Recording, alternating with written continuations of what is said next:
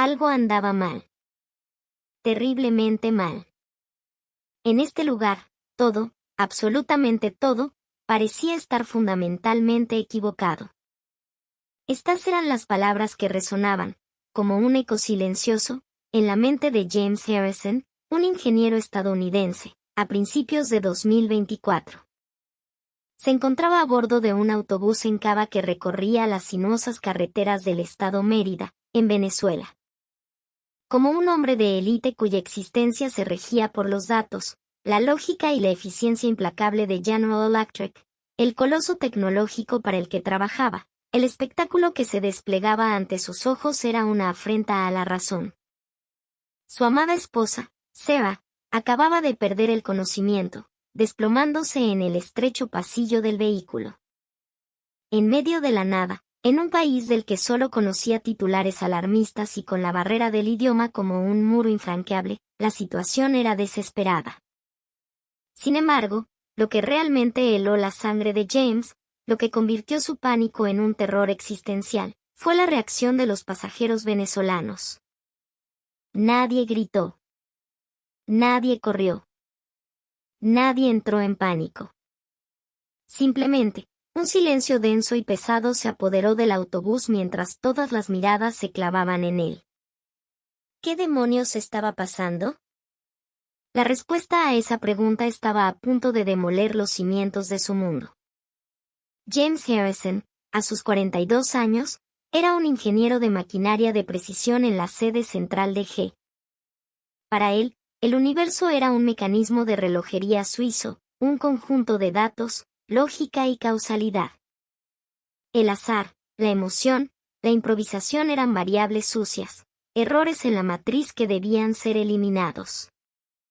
Cada fenómeno, sin excepción, tenía una explicación lógica. Esa era su fe, su religión. En 2024, James había viajado a Venezuela con Sarah y su hijo de 11 años, Leo. No era un viaje de placer.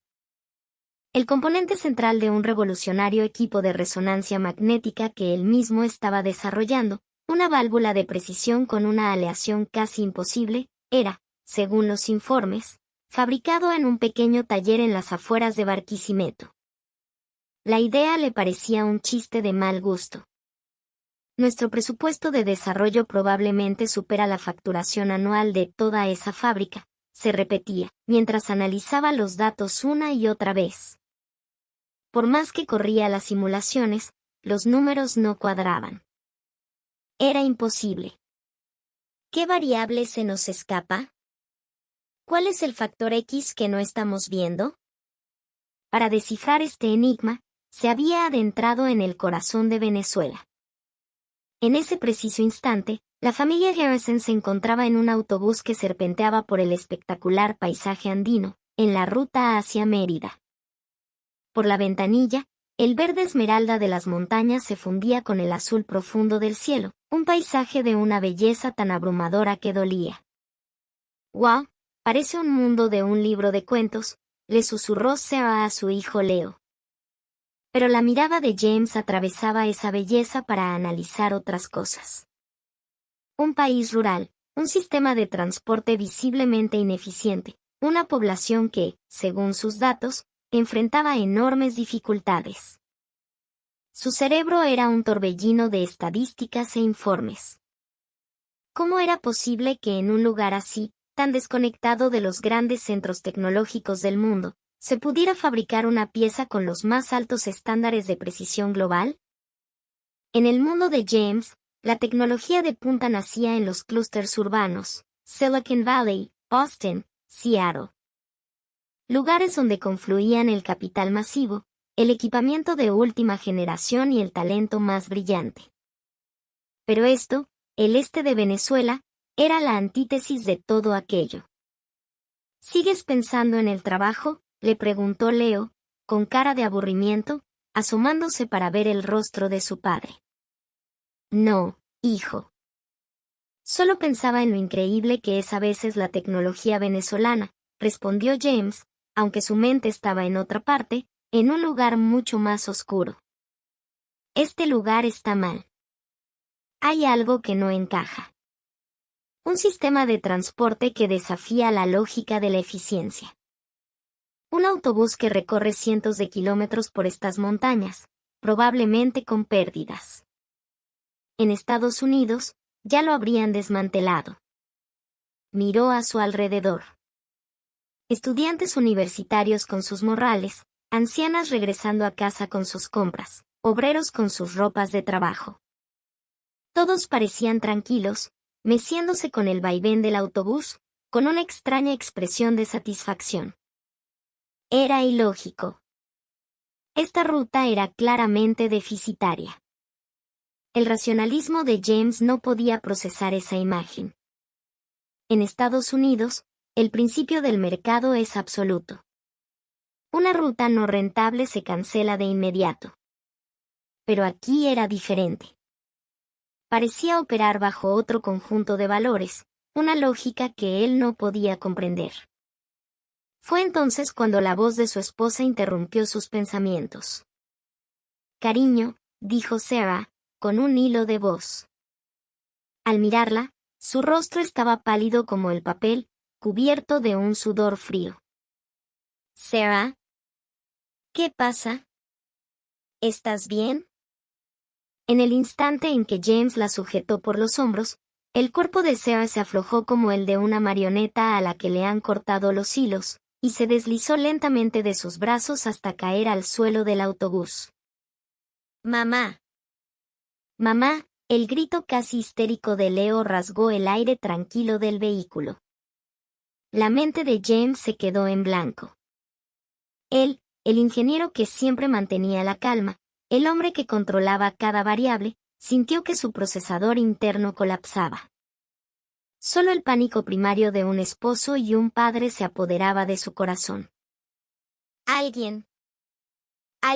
Ayúdeme, por favor».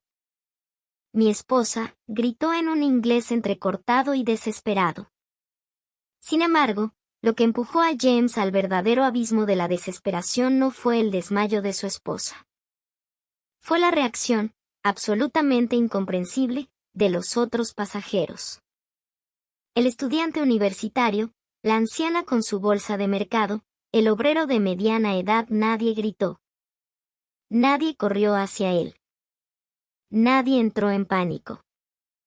Como si el tiempo se hubiera detenido, todos se quedaron quietos, simplemente observando a James y a la figura inmóvil de Sarah. Un sudor helado recorrió la espalda del ingeniero. ¿Qué significaba este silencio? ¿Era apatía? ¿Indiferencia? ¿Crueldad? Las imágenes de su vida en Estados Unidos destellaron en su mente. Si esto hubiera ocurrido en un tren en Chicago, habría gritos, caos. Y, sin duda, alguien ya habría sacado su smartphone para empezar a grabar. Pero aquí no. Su silencio era como un muro grueso e invisible que aislaba a la familia Harrison del resto del mundo. Justo cuando la desesperación estaba a punto de devorarlo por completo, el silencio fue roto por un joven estudiante. Se levantó de su asiento en silencio, sin cruzar la mirada con James, pero con pasos firmes y decididos, se dirigió directamente hacia el conductor del autobús. James, confundido, no entendía sus intenciones. El estudiante se paró junto al conductor y, con una voz calmada pero clara, le dijo al colector que estaba al lado: «Chamo, Ana, hay una emergencia. Una señora se desmayó». Esa voz hizo vibrar ligeramente el aire congelado del autobús. Fue el preludio de un increíble acto de colaboración que estaba a punto de comenzar. La mente de James seguía anclada en la lógica estadounidense. ¿Hablar con el conductor? ¿Y qué? Aunque el conductor se detuviera, el idioma era una barrera. ¿Qué podía hacer? En Estados Unidos, en una emergencia así, lo primero que se considera es la responsabilidad legal y el riesgo de una demanda.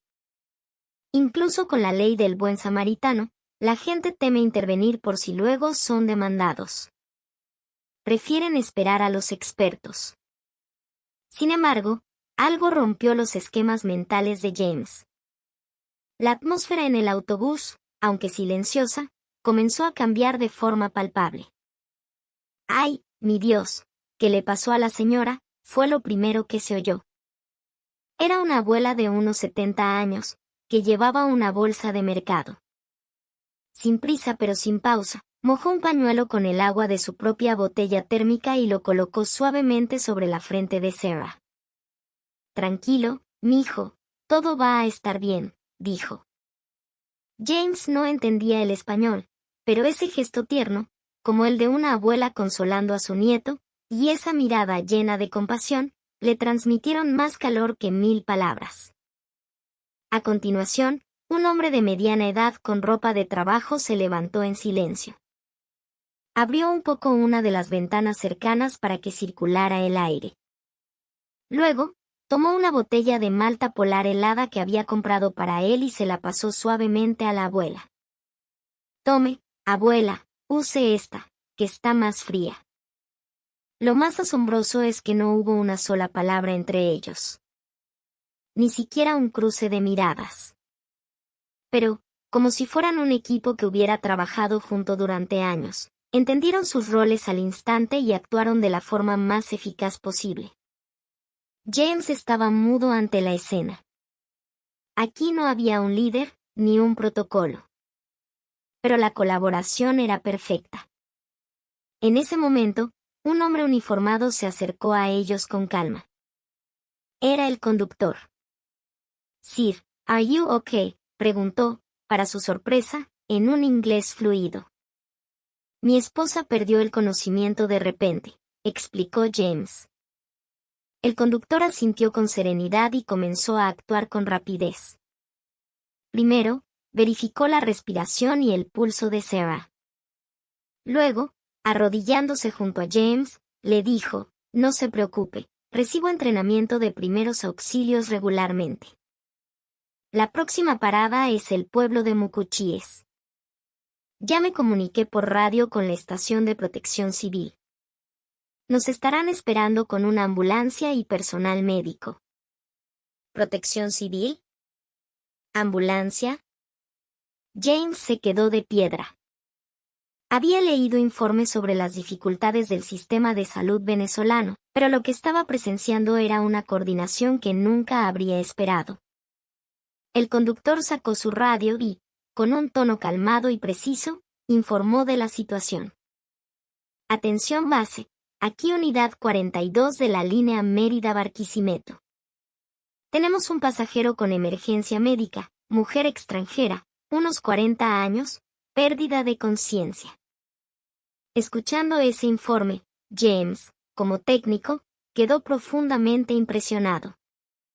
Esto no era simple buena voluntad. No era una respuesta improvisada basada en la bondad individual. Era un sistema. Educación, infraestructura y personal entrenado, todo combinado orgánicamente para formar un sistema de rescate increíblemente avanzado y, para él, aterradoramente eficiente.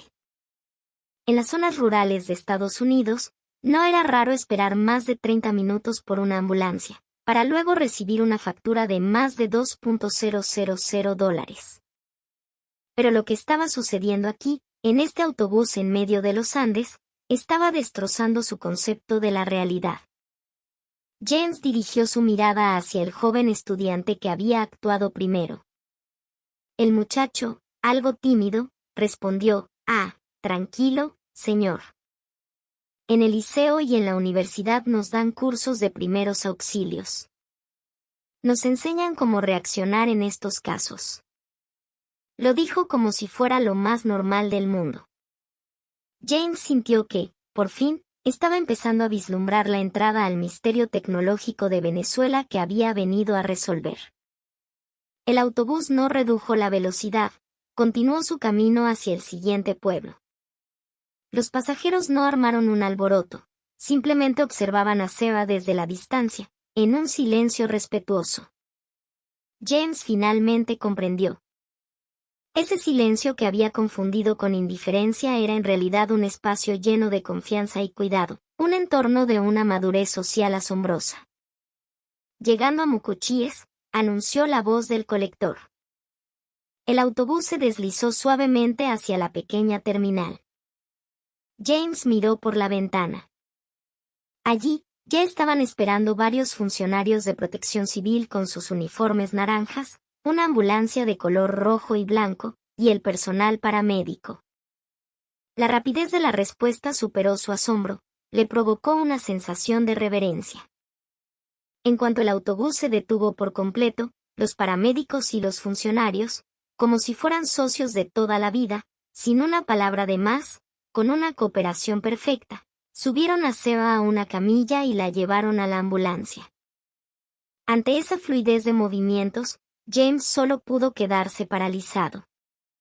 Después de que subieran a Sarah a la ambulancia, uno de los paramédicos instó a James: «Señor Harrison, suba usted también, por favor». Justo en ese momento, un oficial de mayor rango de protección civil se acercó corriendo al paramédico y le dijo con voz firme: «Chamo, de aquí al hospital del pueblo son más de 20 minutos de subida. Pero a la vuelta de la esquina está el consultorio popular del doctor Ramírez. La señora parece estable, creo que llevarla allí sería más rápido». Al escuchar esa frase, la lógica estadounidense atravesó la mente de James como un rayo. ¿De qué estás hablando? ¿Ignorar el procedimiento estándar? ¿Cambiar el destino del traslado por tu cuenta? ¿Y si algo sale mal? ¿Quién asumirá la responsabilidad? En Estados Unidos, un miembro del equipo de emergencias jamás tomaría una decisión así por su cuenta. Todo se rige por el manual, y la asignación de responsabilidades es más importante que cualquier otra cosa. Sin embargo, el jefe de los paramédicos escuchó al oficial con expresión seria. Luego, se volvió hacia James y le preguntó: «Creemos que su esposa probablemente sufrió un agotamiento por calor y deshidratación. Como dice el oficial, llevarla al consultorio del doctor Ramírez para aplicarle suero y estabilizarla podría ser la opción más rápida y la que menos estrés le cause a su esposa. ¿Qué opina usted?». La mente de James no podía seguir el ritmo. El paramédico no solo aceptó la sugerencia de otro oficial, sino que además le cedió la decisión final a él, el familiar del paciente. Esta escena, en el sistema estadounidense, donde la jerarquía es absoluta y las competencias están rígidamente definidas, era simplemente inimaginable. No estaban priorizando las reglas ni la autoridad. Cada persona en la escena estaba pensando y ejecutando una sola cosa: ¿qué es lo mejor para esta paciente, en este preciso momento? Con un temblor en la voz, James asintió. «Sí. Hagamos eso. Por favor». Las puertas de la ambulancia se cerraron suavemente y el vehículo se puso en marcha. Por la ventanilla, James pudo ver al oficial inclinándose respetuosamente, a los otros funcionarios, y al joven estudiante y a la abuela que lo miraban con ojos llenos de preocupación. En esa imagen, James encontró la respuesta al enigma que había estado persiguiendo. «Ya veo. ¿Por qué esa pequeña fábrica en Barquisimeto era capaz de crear la tecnología más avanzada del mundo? No se trataba solo de la técnica o de los datos. Era el entendimiento tácito que no se puede escribir en un manual. Era la flexibilidad de pensamiento del personal, que cruzaba las fronteras de las reglas y las jerarquías para encontrar la mejor solución. Y, sobre todo, era ese corazón puro, que actúa por los demás sin esperar nada a cambio. Lo que estaba ocurriendo en ese momento, este rescate cotidiano pero perfecto, era la verdadera fuente de la tecnología que aquella fábrica venezolana era capaz de crear. La ambulancia no llegó a un hospital moderno y reluciente, sino a un pequeño consultorio popular en una esquina del pueblo, un lugar cálido que había acompañado a los habitantes locales durante años. El consultorio del doctor Ramírez.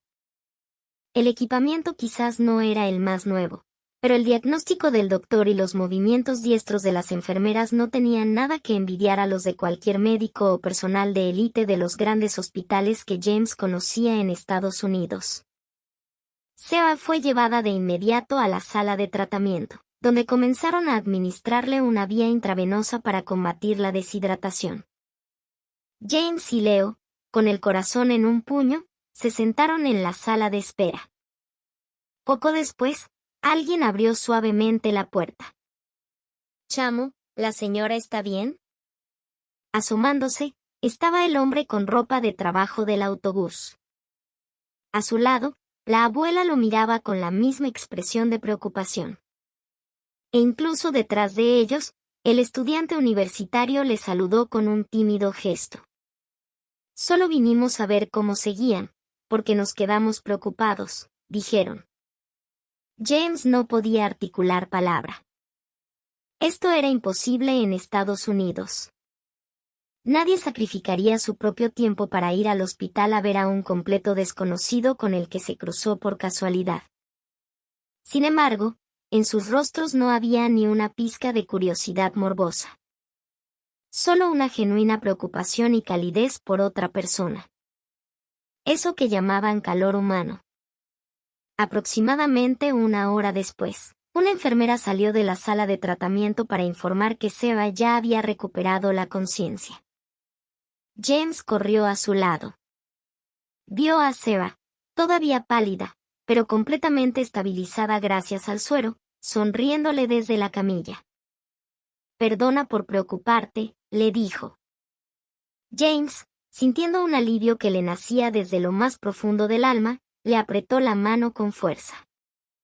Una vez finalizado todo el tratamiento, y tras escuchar la detallada explicación del doctor Ramírez, James se enfrentó en el mostrador a la realidad que más temía, la cuenta. Estaban en un país extranjero, sin seguro médico local. La lógica estadounidense dominaba su cerebro. El uso de la ambulancia, el diagnóstico del médico, el tratamiento de las enfermeras, la vía intravenosa. Sin seguro, la factura sería, como mínimo, de varios miles de dólares. Se preparó mentalmente. «¿Cómo debo pagar?», preguntó con voz temblorosa. La mujer del mostrador le entregó una pequeña factura con una sonrisa amable. «Claro, como no tienen seguro, es el costo completo. En total son 200 bolívares. Perdón, ¿cuánto dijo? James no podía creer lo que oía. ¿200 bolívares? ¿Había escuchado mal? Le faltaban 2 o 3 ceros a la cifra. Pero no era un error.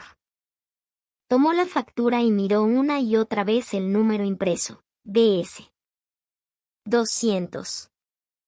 El equivalente a menos de 20 dólares. En Estados Unidos, solo la llamada a la ambulancia costaría fácilmente 100 veces esa cantidad. En ese instante, algo dentro de James se quebró. De sus grandes ojos, una lágrima, y luego otra, y otra, comenzaron a rodar por sus mejillas. No eran lágrimas de alivio, ni simplemente de gratitud.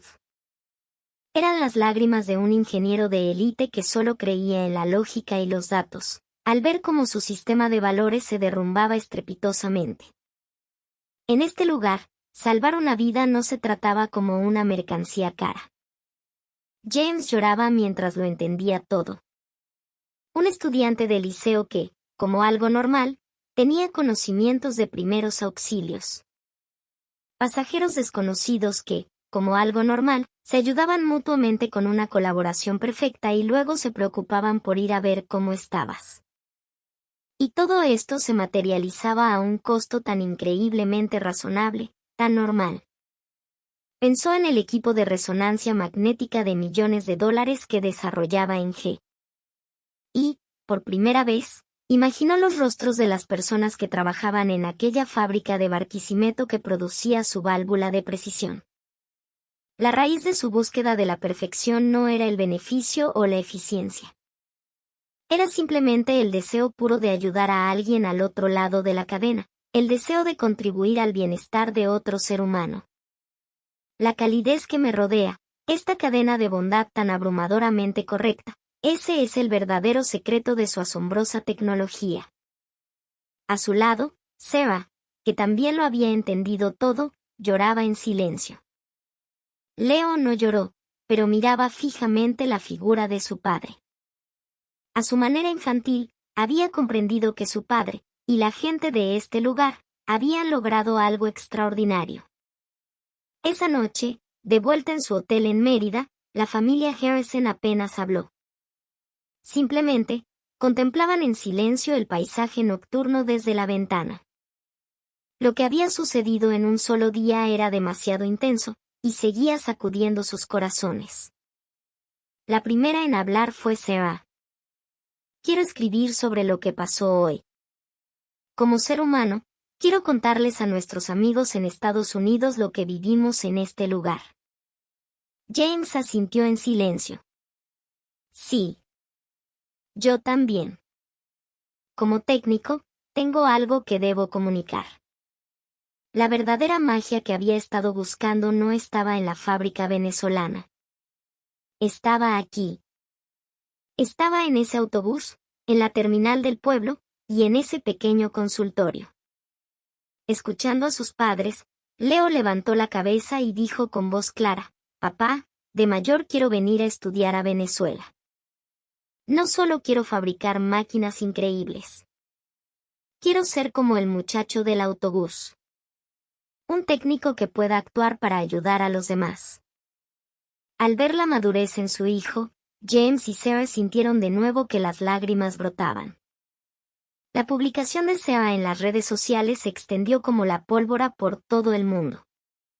Una enfermera en activo de Estados Unidos comentó con asombro, «Increíble. Es una atención humanizada que sería impensable en nuestras salas de emergencia». Un colega ingeniero de G escribió con reverencia, «Quizás esto es lo que realmente deberíamos aprender de la tecnología venezolana». En 24 horas, la publicación se compartió más de 1 millón de veces. Mensajes de admiración y emoción hacia Venezuela llegaron como una marea de todas partes del mundo. Días después, James incluso recibió mensajes de las personas que lo habían ayudado. ¿Cómo sigue su esposa? Bendiciones, del hombre con ropa de trabajo. Epa, chamo, esperamos que tu hijo cumpla su sueño. Un futuro brutal para él, del joven estudiante. Esa conexión de almas cálidas que trascendía fronteras se convirtió en un tesoro insustituible para la familia Harrison. El día antes de regresar, en la habitación del hotel, James tomó una pequeña taza de café hecha por un artesano local. No tenía adornos, pero su forma era perfecta, se ajustaba a la mano sin un solo borde superfluo. Superpuso esa taza con la escena que había presenciado en el autobús. Los pasajeros que mostraron una colaboración perfecta. El oficial y los paramédicos que tomaron una decisión perfecta. La fábrica en Barquisimeto que creaba una tecnología perfecta. Y esta taza de café perfecta. Todo estaba conectado. No por el beneficio o la eficiencia. No por buscar una recompensa. Simplemente por pensar en el usuario, por el deseo de ser útil para alguien, poniendo el alma en el propio trabajo. Ese, y no otro, era el asombroso sistema operativo que impregnaba cada rincón de este lugar. Algo andaba mal. En este lugar, todo, absolutamente todo, parecía estar fundamentalmente equivocado. Ese fue el primer pensamiento de James en el autobús, en el abismo de la desesperación. Sin embargo, al final de su viaje, entendió el significado de esa frase de una manera completamente diferente. Sí. Lo que estaba equivocado no era este lugar. Era yo, que creía que los datos y la eficiencia eran la única verdad. Era yo, que intentaba medir el mundo con la única regla de la lógica estadounidense. De vuelta en Estados Unidos, James convocó una reunión en la sede de G. El tema era, la fuente de la capacidad tecnológica de la fábrica de Venezuela. Pero no habló de inversión en equipos ni de análisis de datos. El secreto de la tecnología venezolana, dijo, reside en la cálida cadena de corazones humanos que se apoyan mutuamente. Al principio, sus colegas en la sala de juntas mostraron confusión. Pero cuando James comenzó a relatar su experiencia en el autobús, todos escucharon en silencio. Un estudiante que, como algo normal, tenía conocimientos para salvar vidas. Desconocidos que se ayudaban con una colaboración perfecta. La atención médica tratada como un derecho humano y no como un producto de lujo. Y todo ello, conectado por el puro deseo de ayudar a alguien. El informe de James se compartió en todo G. Sorprendentemente, la política de la empresa comenzó a cambiar. No debemos pensar solo en la tecnología, sino también en el paciente que está al otro lado de ella, declaró el CEO. El hijo de James, Leo, escribió una redacción sobre la experiencia de ese día. El título era Lo que aprendí en un autobús en los Andes.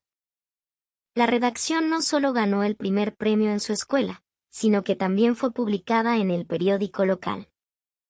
En el futuro, quiero ser un técnico que trabaje para los demás. No por dinero o fama, sino para ayudar a la gente. Muchos estadounidenses que leyeron la redacción de Leo profundizaron su interés por Venezuela. Sara, por su parte, creó una pintura basada en la experiencia de ese día. El título era La bondad de los extraños. La obra, que representaba a las personas ayudándose en el autobús, se expuso en una galería de Nueva York y causó un gran impacto. Un año después, James visitó Venezuela de nuevo. Esta vez, no solo con su familia, sino con 10 colegas de G.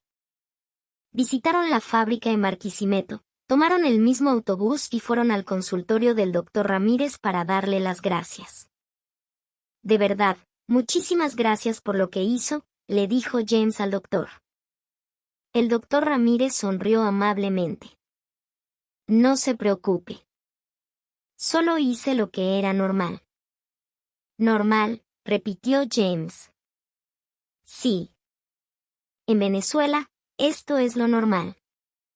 Y esta normalidad, esta humanidad, es precisamente lo que el mundo entero debería aprender. El joven estudiante que lo ayudó en el autobús ahora estaba en la universidad. Había entrado en la Facultad de Medicina y decía que en el futuro quería contribuir a la atención médica en las zonas rurales. El hijo del señor James quiere venir a Venezuela algún día. Trabajemos juntos para ayudar a los demás.